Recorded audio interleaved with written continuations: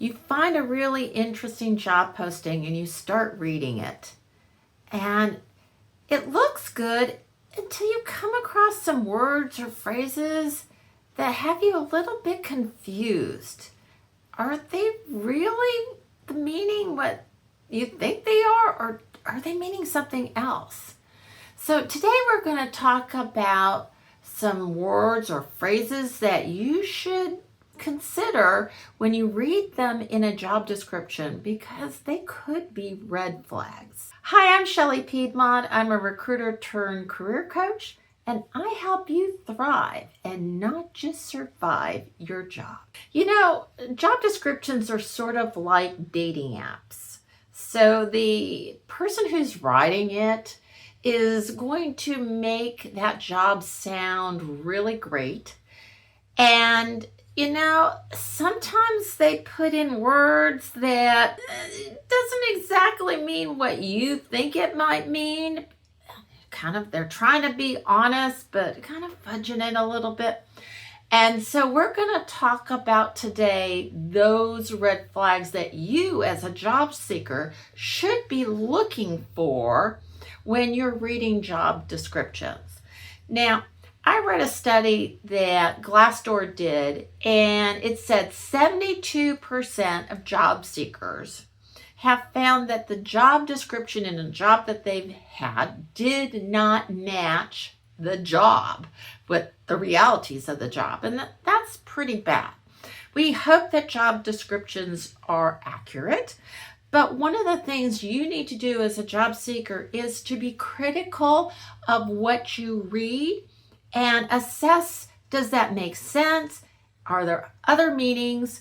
And if that job will be good for you because of what is the reality. So let's talk about 5 red flags that you should be aware of in job descriptions. The first red flag you should be aware of is when you read fast-paced environment or work hard, play hard. I see these quite often, and it can mean that there is, the ability to do things quickly. It's not a slow organization. You don't have to get a lot of approvals, and that could be good for you. But fast-paced could also mean that things are going so fast that people aren't stopping to really look through their work. Maybe the work ends up being a little bit shoddy, or it could mean that you don't have enough support to actually do the job correctly. So that can be a problem for many job seekers who really want to be able to do good work, but they need the support to be able to do that. When we see work hard, play hard, now the play hard part is really interesting. That could mean that there's a lot of cultural pressure to do things out of the office. Maybe they do a lot of happy hours or people do sports together. And if you are not in a position to do that, maybe you have young children and other responsibilities, that may not work for you. So when you see those words or phrases, just take note of that. The second thing to be aware of is when you see the phrase competitive salary or competitive rate. Now, there has been some changes that have prompted employers to actually put the pay rate, a range, on their job description. And that's very helpful for those looking for jobs, at least get an idea of what the rate will be. But that's not required in many places. And so you may still see competitive salary. So let me just tell you from having been a recruiter, if you are paying really good rates, very competitive, you're going to put that out there. Okay? You're going to want people to know that to get more applicants. So when you use the language competitive salary or competitive rate and you don't say anything else, that may indicate, well, you're not really that competitive. Maybe just slightly competitive. You're not the bottom in terms of pay, but maybe you're towards the bottom. So just be very careful of that. The third thing that you should be aware of when you see it is if you see a lot of wear many hats type of roles. They put a lot of role duties together. Sometimes it's different roles actually, and they kind of want to put it all in one because that is more cost effective for the employee to do maybe two positions than to do a single position. So when you see a lot of multitasking and that sort of thing, just be careful. You may find that you are doing way more than one person can do, and that could cause you tremendous problems in terms of stress, even physical ailments, trying to keep up with the workload, and this is important, oftentimes not getting paid for that. If you enjoy this content, I appreciate a like and subscribe. The fourth thing that you should think about is when you see something like "we are family" or something of that sort. Now, I always laugh at that because families are not always normal families. Sometimes they're dysfunctional families. And so you could be in a family organization that is actually dysfunctional. But even aside from that, sometimes when they say that, they may want to put an emphasis on working in the office or time there. And you've got a life. And to be honest, they are not your family. They are your workplace. And of course, you can make friends there, all sorts of things. But work is work. Your family is your family. And there should be a division between the two. So if those lines look like they may be blurred a bit, that might be a red flag for you to watch out for. The fifth thing I want to talk about is unlimited PTO.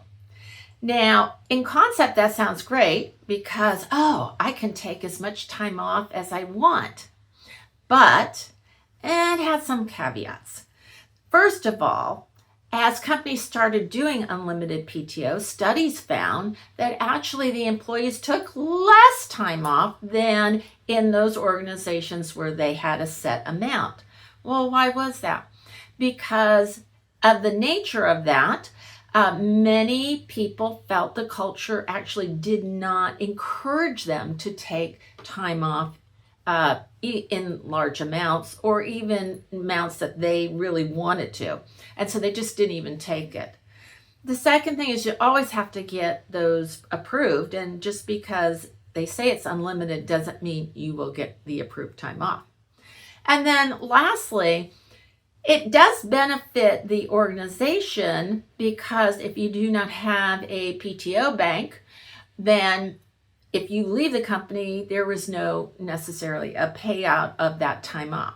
So it does seem to work to the advantage of the employer and potentially not to the advantage of the employee. And I'm going to give you a bonus sixth tip, which is if you see a job description that is very vague, so it's not necessarily specific words, but just in tone of it is not specific at all. That can be a red flag.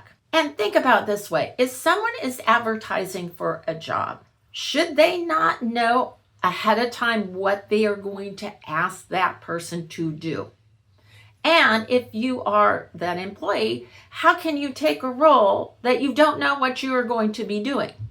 Now, some organizations may want to kind of let that person develop the role, or they're gonna figure it out as they go, and that might be why it's vague.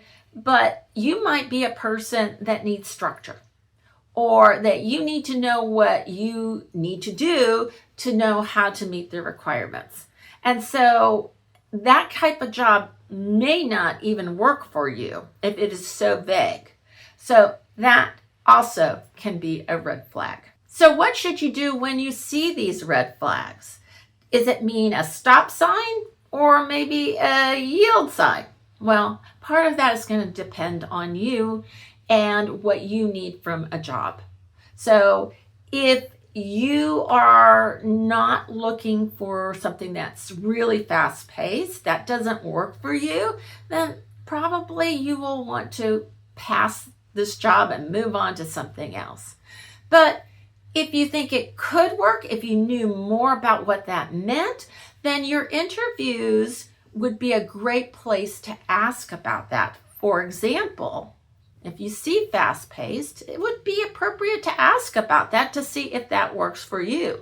So as an example, you could say in the interview, I see the job description is advertised as this is a very fast-paced role. And I know fast-paced can mean different things to different people. So could you tell me what you think or how you would define fast-paced for this role? Then you can get information that you can use to determine, does that work for me or does that not work for me? Because at the end of the day, you want a job where you can thrive. That means that you need to know what works for you and what doesn't work for you. So when you see these red flags, you need to know that, yes, that will work for me because I'm all in on that. Yield, I might need to get more information. The interview process would be a good place for that. Or, you know what? I'm going to pass and I'm going to move on to other jobs that I know I can thrive in.